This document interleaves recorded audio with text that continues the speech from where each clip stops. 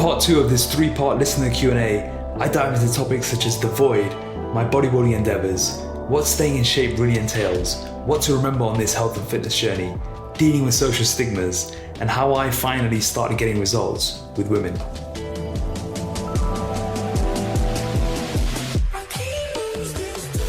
I'm proud and excited to announce that the new book, Transform Your Body, Transform Your Life, is now available. I've put the links to grab your copy from Amazon worldwide in the show notes, and I can't wait to see what you think. As a thank you for listening to the podcast, email podcast@rntfitness.com with your receipt, and we'll send you the free ebook version to start reading immediately. If you like a sneak peek of what's inside, you can download the first chapter at rntfitness.com/book. Also, you've heard me talking about the power of journaling for a long time, so I'm happy to announce we've now got customized RNT journals in store. There's a mix of prompts and freestyle writing, which you can take a glimpse of on rntfitness.com/journal. Just a quick one before we get into this episode. If you're in the UK and you use supplements, I'd highly recommend checking out Reflex Nutrition, where they're giving up to 40% on all their range if you use the code PTRNT at checkout. I've been using Reflex for nearly a decade, with their microwave being one of my favorite whey proteins. It's grass-fed, hormone-free, and digests so well compared to most on the market. Check out their full supplement range, including all your transformation basics and plant-based alternatives on reflexnutrition.com, and use the code PTRNT at checkout for up to 40% off.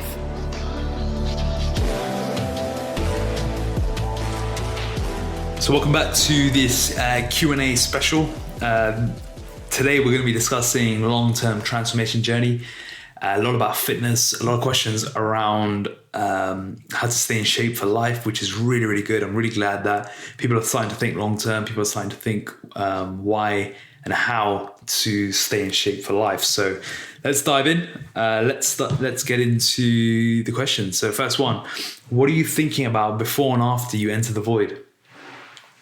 Those people who haven't heard what the void is, or when we refer to the void, it's that point where it's a really, really big set.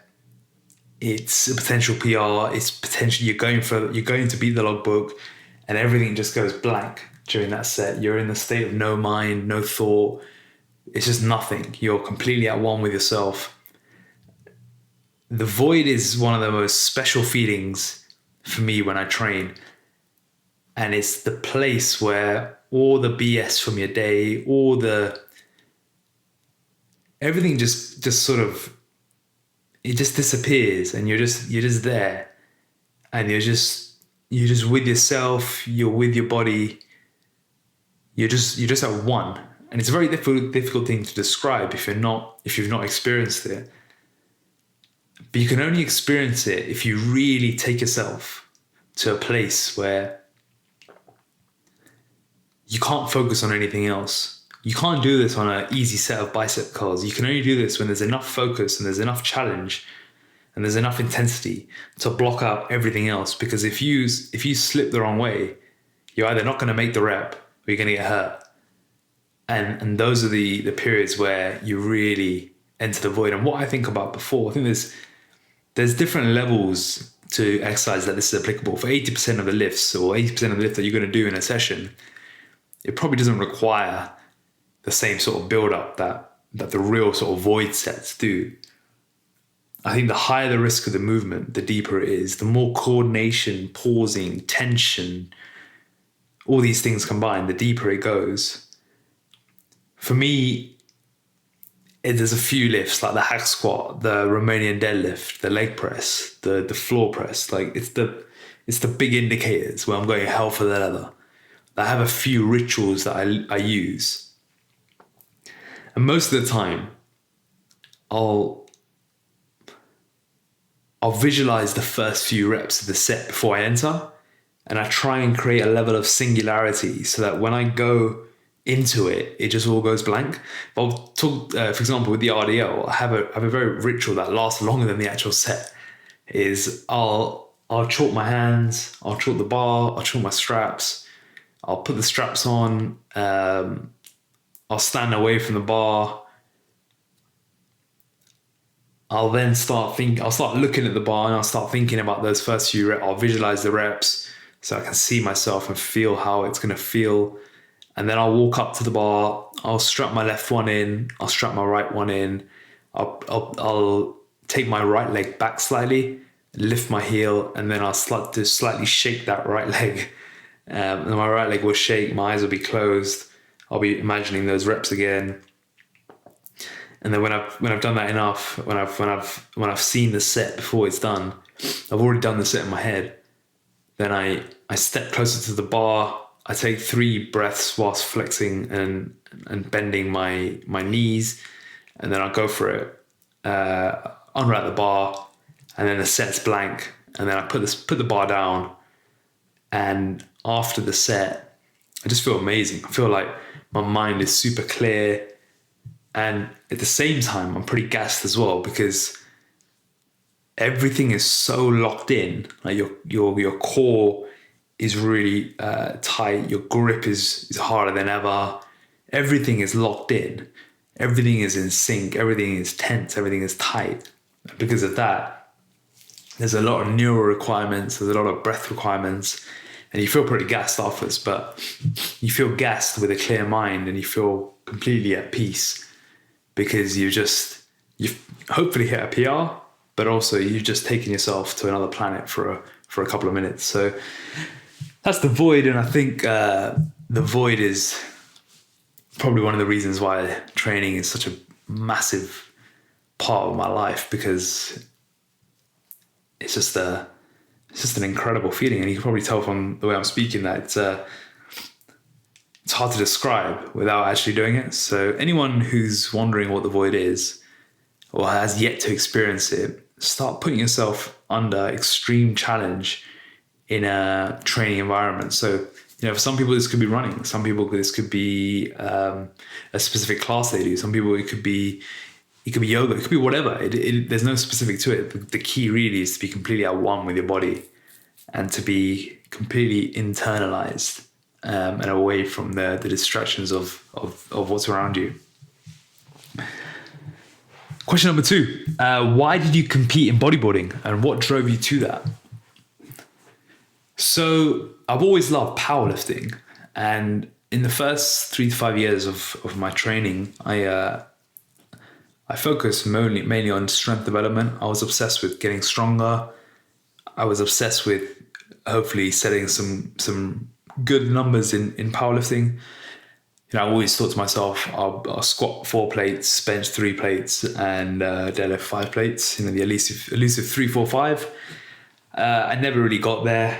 The best I ever got to was a 120 pause bench, a 145 squat, and a 200 deadlift. And the reason why was simply because I got hurt, and I never really recovered from it to be able to do those lifts in particular to the best of my ability. So I thought at one stage I could be pretty good at powerlifting, and then I got hurt. Realized I wasn't going to be a strength coach, which is another part of the element, in that I always thought at that point in my career, of my life and my career, I thought I was going to end up towards strength coaching and athletic development. I thought that was the way I was going to head down there. Then I realized that that's not what I actually wanted, and my true passion and purpose lied in general population body transformation. But until I had that realization, I thought it was all powerlifting. I thought it was all about strength. But when I got hurt my back in 2012 quite badly, I tore the annulus on my discs and never really recovered for them to be able to go super heavy. Whether that's mental or physical, I think now there's definitely a mental element to it. There's definitely a neural blocker that I have with regards to pushing my lower back to the extreme. But nevertheless, when this clicked and I realized I was going to focus on body transformation, I decided I need to set an example to clients. So I wanted to do something that was extreme, that was all in, that was a challenge to focus my training. So I decided to compete in bodybuilding. And I think the stars sort of aligned because I was also competing in powerlifting at the time. And I dragged one of my friends into the competition with me who was a bodybuilder. And he said to me, the deal is he'll compete in powerlifting with me if I compete in bodybuilding the next year. So I was like, yeah, that sounds good. Let's do it. And and yeah, that's sort of the trigger to compete in bodybuilding. And it started off the back of a deal, but I ended up loving it more than powerlifting, and I found it really suited my personality because it's a 24/7 all-in endeavor. And once I did it, it took my results with clients to the next level, because, as I said before, if you can't take yourself to the extreme, you can't take others to the extreme. And it gave me a level of empathy across all ends of the body composition journey. And that journey into bodybuilding in 2014 also sparked my issues with food and my issues around relationship with food and rebounding and yo-yoing. And it taught me, looking back, it was a hard period because it was such a rocky time after competing in bodybuilding, despite having won the competition. But it taught me a lot around consolidation, and ultimately it's formed the backbone of what's the 5 phases now. So without that experience, we wouldn't be where we are now in terms of focusing our energy on teaching people how to not only get into shape of their life, but to stay there. So that's what drove me into bodybuilding. And as I spoke about on the last part, that my endeavours with bodybuilding on a competitive level sort of died down after 2017. Next question. What mistakes and bad habits have you had in your fitness over the years? How have you overcome these to become a well-oiled machine, quote unquote? Firstly, thank you for the sentiment. The better question is actually, what mistake have I not made with fitness? There's a couple of parts series. I think there's a 3-part series I've done on nutrition, training, and overall transformation mistakes that I've made over the years. One thing that's definitely worth checking out. So I'll check it out on the website, on the blog.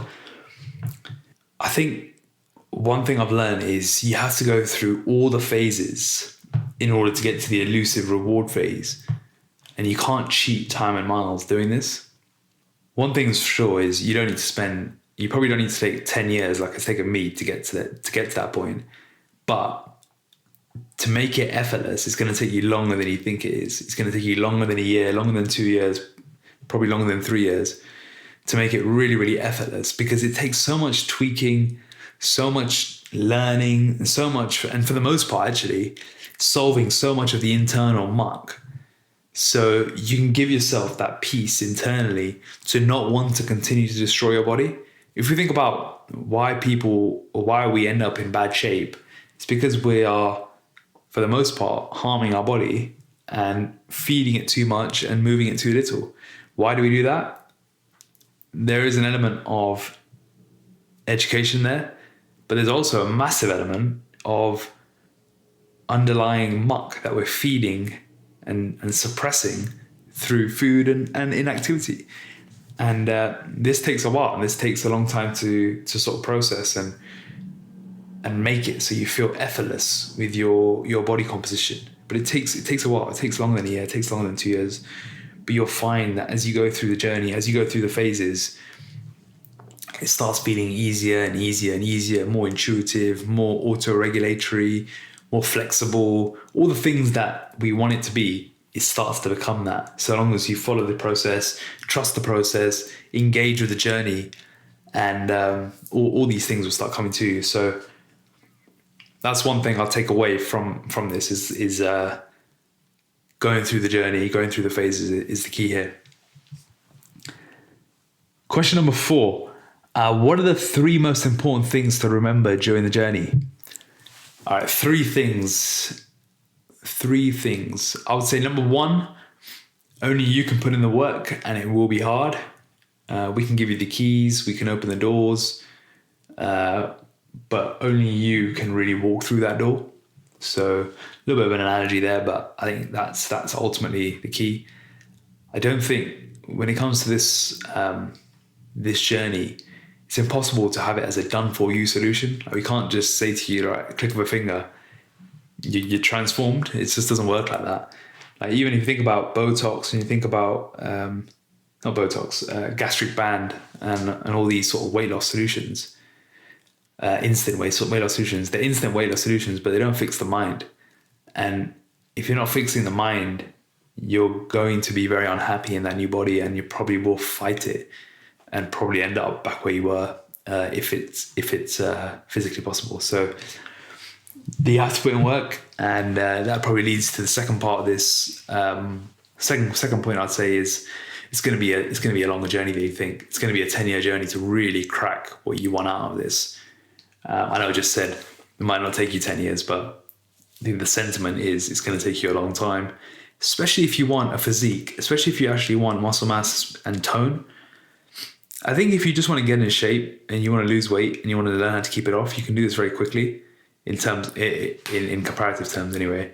But if you want to really build a physique and you want to build muscle, then it's going to take at least 3 to 4 cycles of 2 to 3 years muscle building with half a year of tidying up. And I think that's the reality that you can't really get away from, especially if you're natural. So that's number 2. And number 3, showing up daily.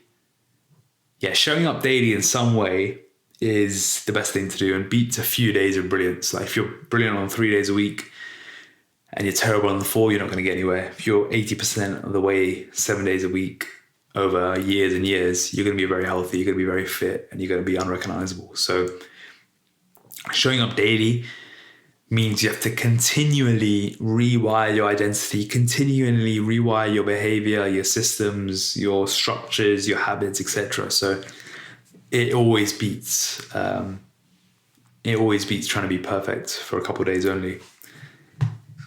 Next question. What are the elements that people need to improve and work on the most? And what do they struggle with the most? So this is specific actually to clients. What are the elements that clients need to improve on and work on the most? And what do they struggle with the most? Let's start with the improve on. So just going to take a sip of water. I think it leads on from what I just said now, in that genuinely accepting that this is going to be a long-term journey. I had a lot of muscle building ambitions because I was skinny fat with moobs and a pot belly. So for me, building a physique was part of it. And it took me about 10 years. And I think only now have I finally just cracked it in terms of building the muscle, having the amount of muscle that I actually want, making it feel like a lifestyle solution, making it feel effortless. And I think the biggest thing we can all improve on is genuinely accepting it's going to be a long-term journey. And what do we struggle with the most? What do clients struggle with the most? Things that come from me are, it'll probably be actually living the life that they actually want and not conforming to their environment. I think more people need to shape their environment versus align to whatever it is. I think we have more power. We have more power in this than we think we do, especially our virtual environments, our physical environments, and our people environments. We have more power than we think we do. And instead of just conforming to whatever environment we have, there's a need for more leadership to drive the culture that they actually want. There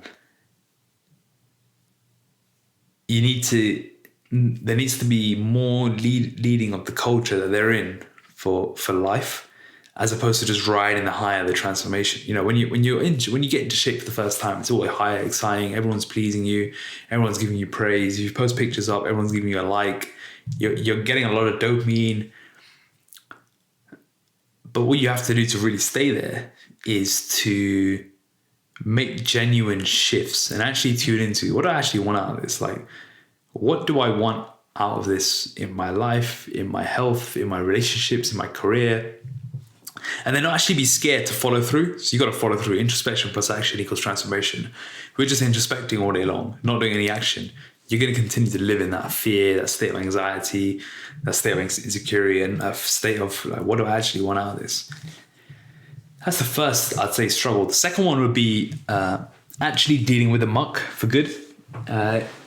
You have to really confront the muck, to actually work through the muck. You have to stop doing things that you're normally used to doing to see what actually happens, know how it feels, and know how the urges feel.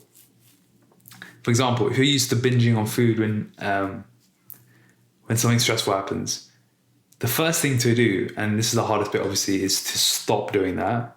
As in, one time in my life, I'm going to say no. You say no to it, and then just see what happens. What bubbles up to the surface? How does that feel? What do the urges feel like? The first thought you have will be the surface layer, outer layer solution or problem or whatever it may be. The trick is to sit with it, get comfortable, and go to the next layer, because the next layer is where you'll start to find causation. Why you feel like this, why you're thinking like this, why those urges are coming to the surface. So sit with it to get comfortable, and then go to the next layer to find out sort of the reasons behind it. Because you want to see what happens when you don't do the things that make you feel safe, make you feel comfortable. Like having that food when you get stressed. When you lose that comfort zone of the food, everything feels uncomfortable in your head and your life. So you start using your mind to fit everything into the way it should be. And this internal mental model that you've created for yourself, that I need to have food, I need to eat a lot of food when I feel stressed. That's what model in our head, that's a behavior pattern, that's a system you've created. And when you stop using that system once, your mind will try and play tricks on you to go towards that, because that's what it knows and that's what feels comfortable for it. And when you're at this edge of like, should I do it? Should I not do it? Should I listen to my mind? Should I not listen to my mind? When you're at this knife's edge, you can either give in and you can be like, yeah, all right, I'm going to go back to it. It's easier. This is what the mind wants. Or you can lean into that weird state of, I'm just going to continue to sit with it. Weird state of fear, weird state of insecurity. There may be weird emotions coming to the surface, and you might just you might have a breakthrough, and you might have a realization of, oh, this is why I'm doing this. This is what's happening. This is not actually serving me. This is not what I want to be doing. And then you start to relax through that, and you realize how you can actually live without that mental model that you created for yourself, and that association that when I'm stressed, I'll binge eat. That's where the really cool stuff happens, and that's where you start dealing with the muck for good. There's a really cool analogy I read in a book called Untethered Soul, which was fantastic. And it described imagining a dog with an imaginary zapping wall around it. So you've got a dog, there's a zapping wall around it, and the first time it hits that wall, it gets zapped, and from that the dog understands where the boundary is. The second time, the dog either has the opportunity the dog either knows the boundary and never goes near it, so it'll just stay within it, i.e. the mental model of food and stress. Or the freedom for the dog would be sitting with the pain of being zapped and stepping through. So actually going through that wall and being like, that's the pain, I'm okay with that pain. I can sit with the pain, I can feel that pain, and I can step through it.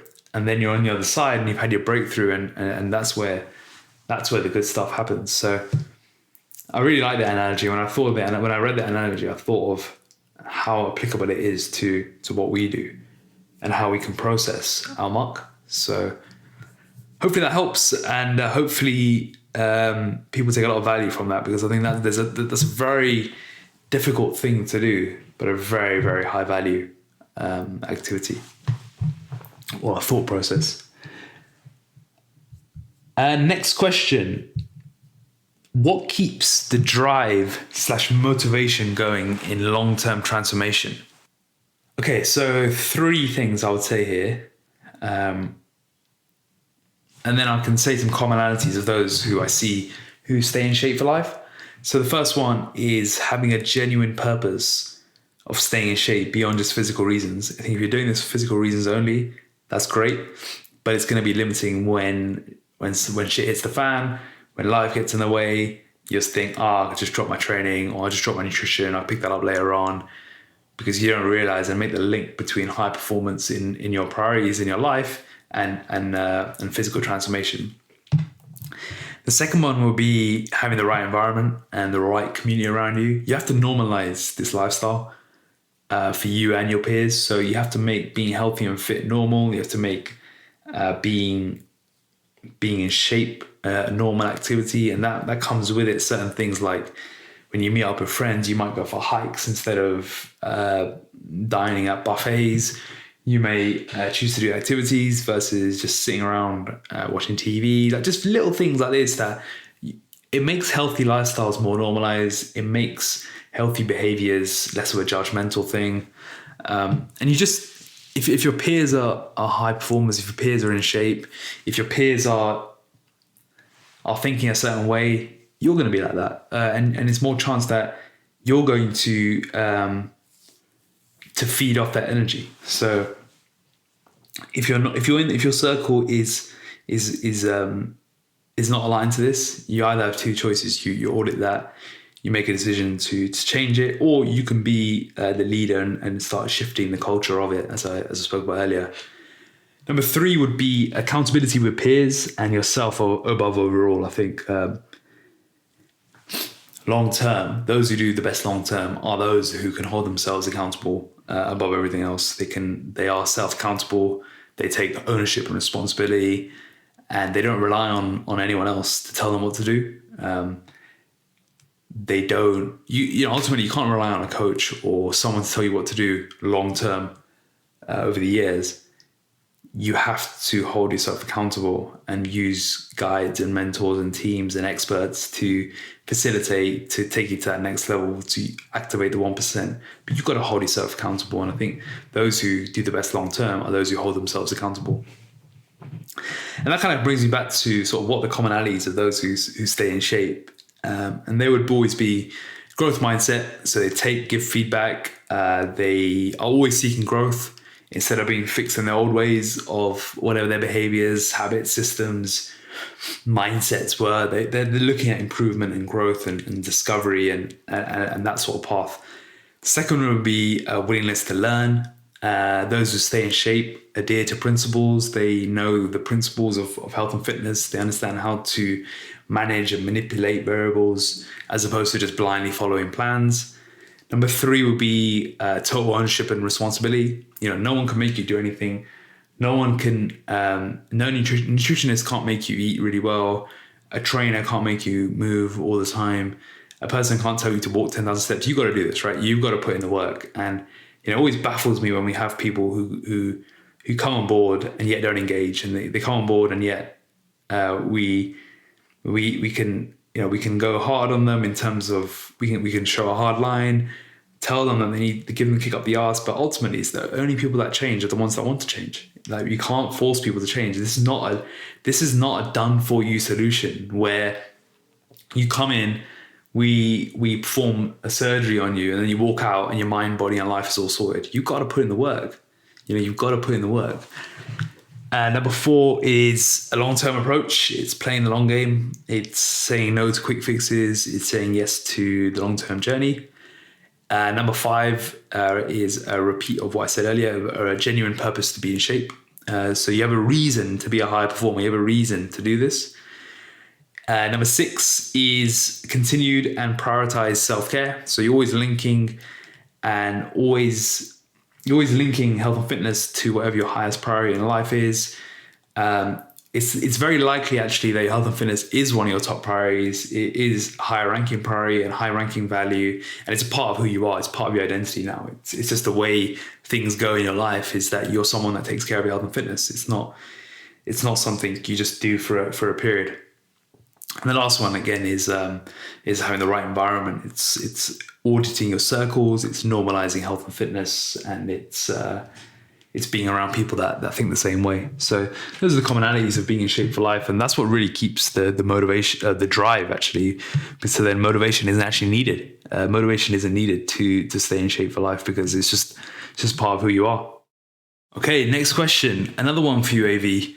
In reference to some of the comments people post under some of the social media transformation case studies, what compels people to criticize and belittle others' efforts in transformation? Why is lean shaming not seen as bad as fat shaming when it's all body shaming? What can we do to educate others? What more can we do as a community to support those who have just got into the shape of their life?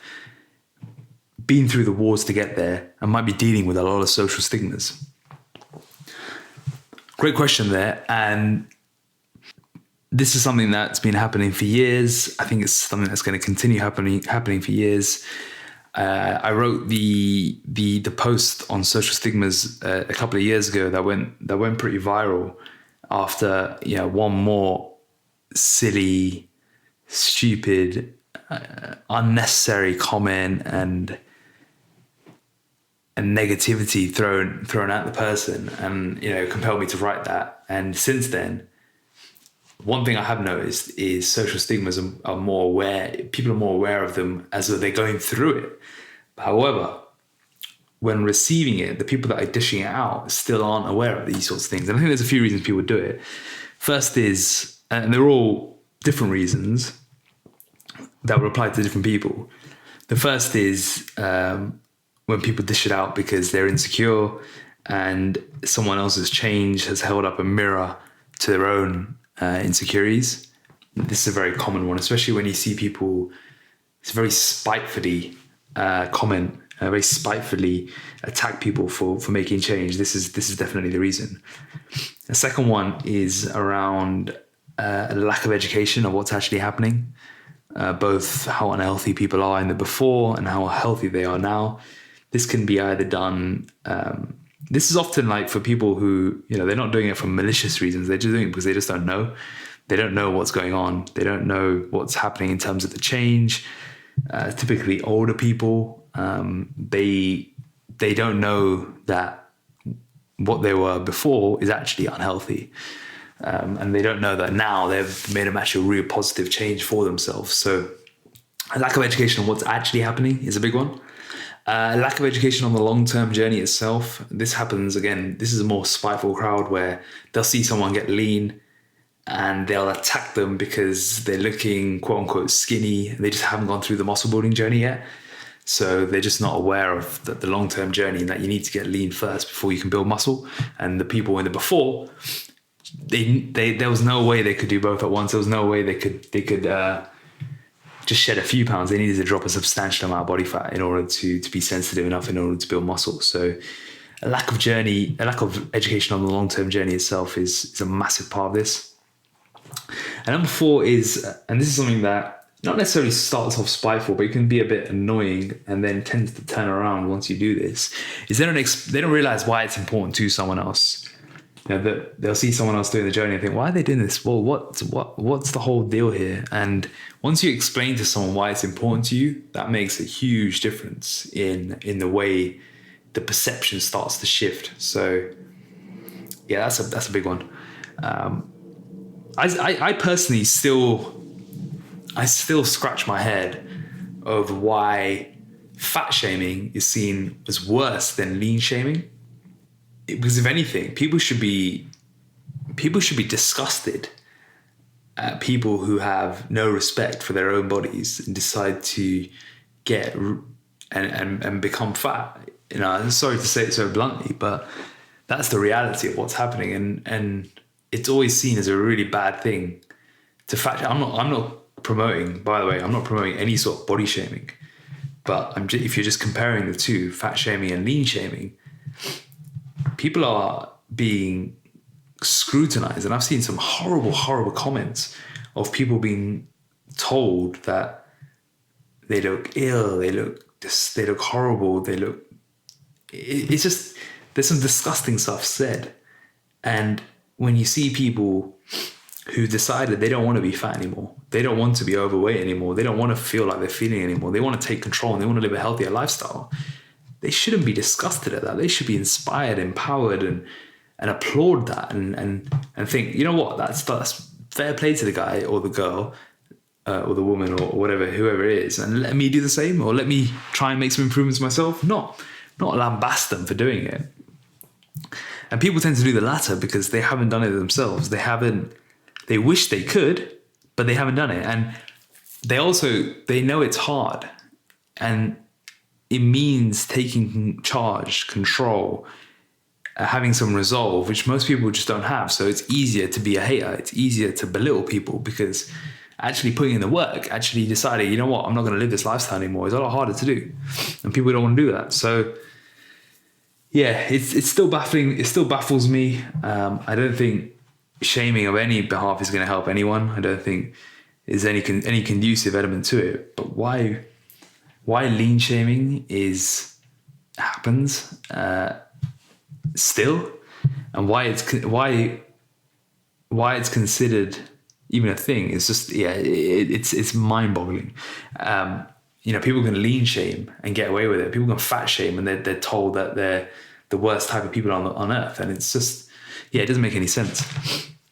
And as a community, all we can really do, and this is just tackling the last part of the question, the only thing we can do as a community is continue to educate those around us on the journey, telling people why we're doing what we're doing, what the journey looks like, the dangers of obesity, the dangers of being overweight, and also, the best way to inflict change is to lead from the front. And if you just show how good life is when you're in shape, that's the best way to do it. Everything gets better. There's not one part of your life that gets worse once you take control and you become healthier and you become fitter and you become leaner. Nothing gets worse. Everything gets better.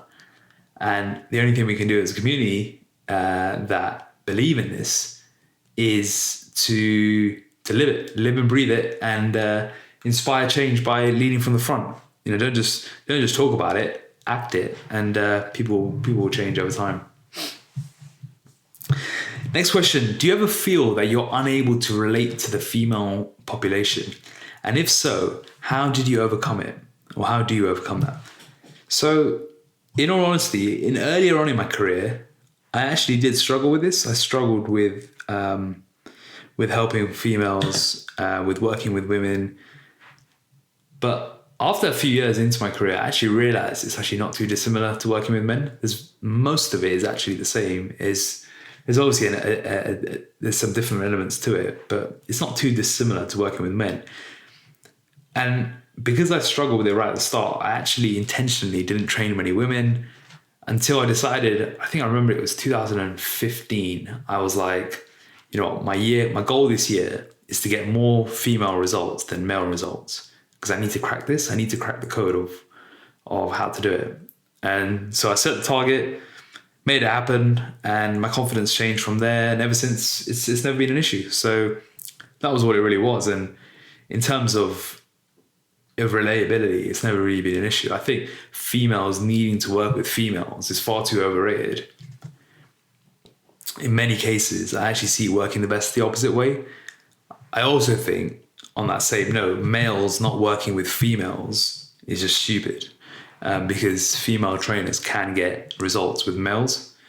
So it works similar ways. And I think the biggest problem, again, I'll tackle an industry point here. The biggest problem facing female trainers is often actually themselves, in that if we had more female trainers treating this work professionally versus just thinking they need to be like the latest influencer on social media, they'll do a lot better and they'll get better results for it, because they'll earn more respect. And I think we need more female trainers playing the long game and really dedicated to this as a career. But it's just, I've been doing this now for over 10 years and it's so rare to see this. But hopefully over the years, we can see a shift in this and see more women really go all in and treat it just like a profession and a career. I think it makes so much difference. But I've seen some of our female trainers get incredible results with males, and it's great to see. And I do think the whole female thing is overrated. So in terms of working with each other, so I had my problems earlier on in my career, but what I needed to do was solve it, was actually make it a priority and make it something I worked on. But in terms of relatability, I've not found any issues with that, and actually find it's not too dissimilar with working with men. Okay, and that's a wrap for this installment of the Q&A. I'm going to dive into meditation, burnout, and fatigue on the next episode. of the Q&A. So yeah, I'll stay tuned for the next episode. Thank you so much for being here today on this episode of R&T Fitness Radio. I'd love for you to do a quick little favor for us. Please head over to iTunes and give us a 5-star rating, leave a comment, and share it with your family and friends. If you're interested in learning more about how to transform your body and positively change your life, go to www.rntfitness.com and explore all our free content on offer. Thank you.